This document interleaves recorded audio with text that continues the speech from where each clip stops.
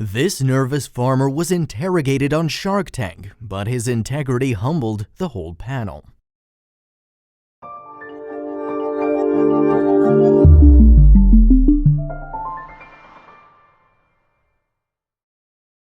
But before we start, please make sure to subscribe to m&rtv and hit the bell so you never miss any upload from us.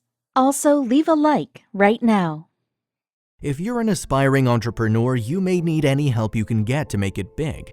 And so after Johnny Georges came up with his own great idea, he landed a spot on the reality television show Shark Tank in a bid to find the funding to boost his business.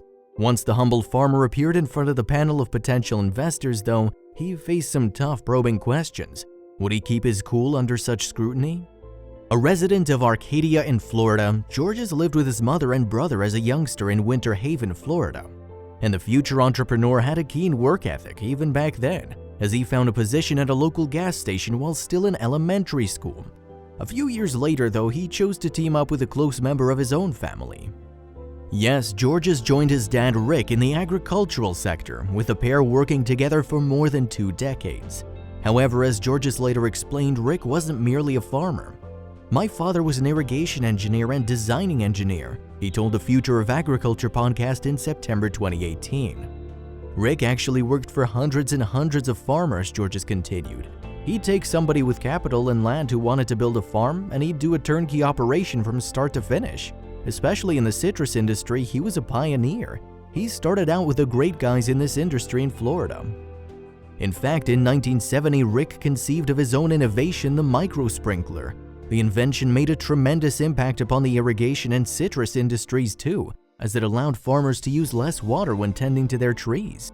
And it's worth mentioning that Georges also benefited from his father's knowledge during their time together. For example, during that period, Georges learned how to install pumps and irrigation systems, with a farmer ultimately going on to work on thousands of different projects. Alongside all of that, his father operated a number of citrus orchards across Florida as well. So with all of this in mind, the pair came up with an interesting idea in 1984. To help battle against cold snaps in the orchards, the pair would bank the citrus trees in dirt to protect them from the conditions. However, as that endeavor required a lot of effort, it led the father and son to conjure up an alternative method. Instead of covering the bottom of the tree in dirt, Rick instead brought out a plastic cone. And happily, the cone did indeed do its job in shielding the tree from the frost. Yet Georges started to visualize the other potential benefits to such a device. He believed, for example, that the cone could possibly also conserve the water being pumped out of the sprinklers, meaning that more liquid would ultimately reach the base of the tree. And off the back of that realization, the tree teepee was born. The tree teepee is water conservation and frost protection at its finest, Georges later explained on the Future of Agriculture podcast. "I've used them for over 30 years. What we're doing is containing water. Anybody that's using microjets, micro sprinklers, or drip irrigation, this is like putting a turbocharger on that system." On that note, Georges then listed some of the other benefits that come with using the tree teepee. "The beauty of it is that farmers don't have to change anything," he continued. "They just add this to the trees and they get so much more for so much less. And they're saving water, so it's a great domino effect. You're saving fertilizer and you're saving the fuel and electricity it takes to pump it with," Georges added. "Helping the farmers, which is 1% of this population, helps us all because they grow the food we eat. So it's very important that we save our most natural resource while being able to grow crops to feed the population." Then, after Rick passed away in 2002, Georges put further effort into the development of the tree teepee. The cone therefore changed in size after that point, with the farmer also formulating the device so that it could now stay under a tree for a number of years. But as Georges told the Future of Agriculture podcast, he was still very much in his dad's debt. "Rick is the guru," Georges said of his father on the podcast. "I learned everything I learned from that man. He was an innovator, he was ahead of his time. Everything that he did was to help farmers, and that was his life." In March 2005, meanwhile, Georges also set up a new business named GSI Supply Inc., from which he chose to sell the improved tree teepee. In 2013, however, Georges' life changed forever following an unexpected conversation. "A Shark Tank producer called me and I thought it was a joke," he recalled. "But it was for real. A fellow that I'd met at the citrus show called them or sent them some information, and the producer asked me to send them a video." Back in 2001, a reality TV show titled The Tigers of Money had hit the small screen in Japan. There, a panel of wealthy investors could be seen scrutinizing the ideas of different entrepreneurs, all of whom aspired to earn some sizable financial backing from at least one of the tigers. And the show's unique format went on to inspire other nations to produce their own versions. The UK's iteration of the program, titled Dragon's Den, started in 2005, for example, with a similarly named Canadian series emerging the following year. Then, nearly a decade after Japan had first aired The Tigers of Money, the US produced its own version of the reality series. Called Shark Tank, the show debuted in 2009, and despite the name change, the format largely remained the same. 5 sharks had been enlisted to look over the business proposal of hopeful entrepreneurs, with Kevin O'Leary, Robert Herjavec, Damon John, Barbara Corcoran, and Kevin Harrington playing those roles in the first season. Since then, only Harrington has moved on, with the other 4 staying on the Shark Tank panel. In addition, a number of other investors have made guest appearances on the series along the way. John Paul DeJoria was one of those business bigwigs. He became a shark for the 5th season of the show. Born in April 1944, DeJoria had spent his childhood years in Atwater Village, California, before joining the US Navy. Then, following his stint as a serviceman, the future billionaire took on a number of different roles. After Redken Laboratories hired DeJoria, however, he received his business break. You see, when DeJoria ended his time at Redken, he started his own company in 1980. Along with stylist Paul Mitchell, the California native founded John Paul Mitchell Systems, which went on to become an astounding success. Yet DeJoria seemingly wasn't content with merely focusing on hair care. In 1989, then, DeJoria moved on to the alcohol industry by helping establish the Patron Spirits Company.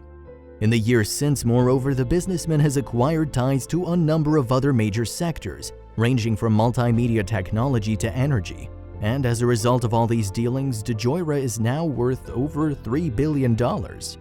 So, in November 2013, DeJoria appeared on screens in the episode of Shark Tank that featured Georges and the tree teepee. Much in the same manner as the other entrepreneurs on the show, the farmer's seen in the footage standing before the panel with a product by his side. And from there, he delivers his hopeful pitch. "Hello sharks, my name is Johnny Georges," the Floridian tells the panel. "I'm the creator of the tree teepee water containment system. I'm asking for $150,000 for 20% of my company."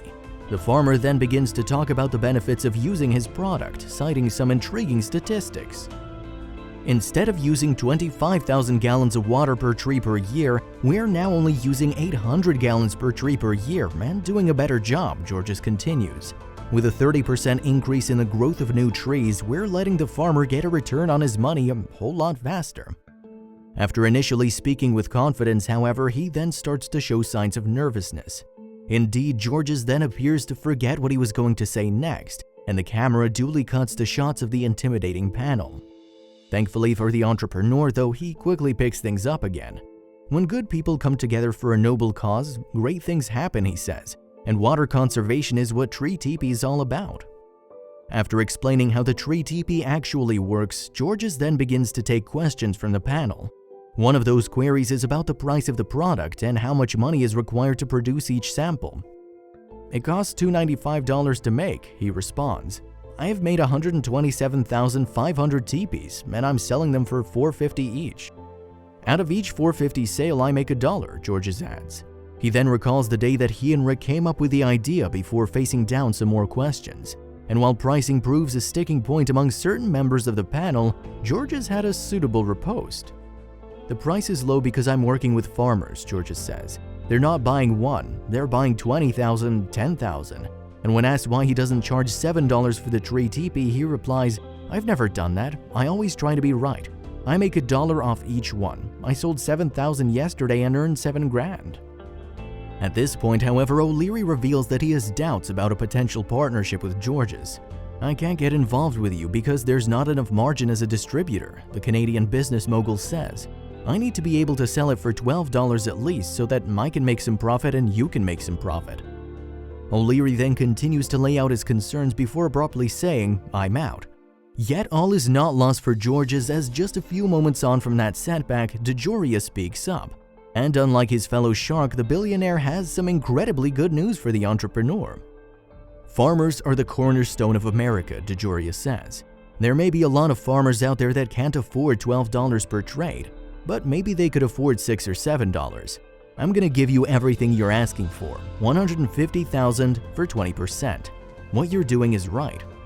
DeJoria adds, you deserve a chance to make it big and do a lot of good. I'd like to be your partner, Georges. I like everything that you stand for, man.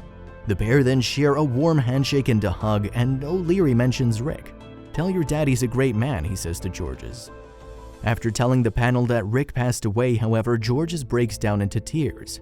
We worked hard every day, he says. I worked for that man for 20 years. I thank God that I got to work with him. He was an innovator. He was hard on us, but nobody owes you nothing. Life is what you make it. He taught me that. The segment then came to an emotional end as Georges left the stage $150,000 richer. Fast forward 2 years meanwhile, and the touching segment of the show that featured Georges received further attention after a Facebook user uploaded the clip to the social media website. The video in question has since earned 4 million views. The Shark Tank snippet also earned over 20,000 likes and 40,000 shares on Facebook, as well as close to 2,000 comments from online users. Georges has a good heart. It's the best thing I've seen all day next to my family, wrote one individual in response to the video. Good job to the shark for giving him a chance. Those feelings were reiterated by another commenter who praised Georges' attitude. It's pretty standard that everyone on Shark Tank gets ripped to shreds, they wrote. As the barrage occurs, he backs his product, sticks to his beliefs, and gets rewarded. What an awesome display of entrepreneurship. Way to go. And a further Facebook user hailed Georges' character and work ethic. God bless this man. Hard-working, honest, and a good man, they commented. I wish there were more honest people like this who are so caring and respectful of others. God keep blessing him and his father. As for Georges' partnership with DeJoria, things were still going well long after they met on the show. According to the farmer, the pair even speak on a weekly basis. If I need advice, DeJoria's there, Georges told the Business Observer newspaper in February 2018. The man ain't afraid to get his hands dirty, he just really wants to help others. And following Georges' appearance on Shark Tank, he's since sold tree teepees to farmers across the world, from Spain to Africa. It would be a customer rather closer to home that sang the farmer's praises in the press, however. Bill Riddling owns a citrus orchard near Gainesville, Florida, and subsequently bought hundreds of tree teepee units for his trees. I'd never plant another tree without a tree teepee on it, Riddling told the Business Observer. It just makes economical sense. The cost of the tree teepee doesn't compare to fertilizer savings and water savings. I can honestly say I get 18 months of growth using the teepee in 12 months.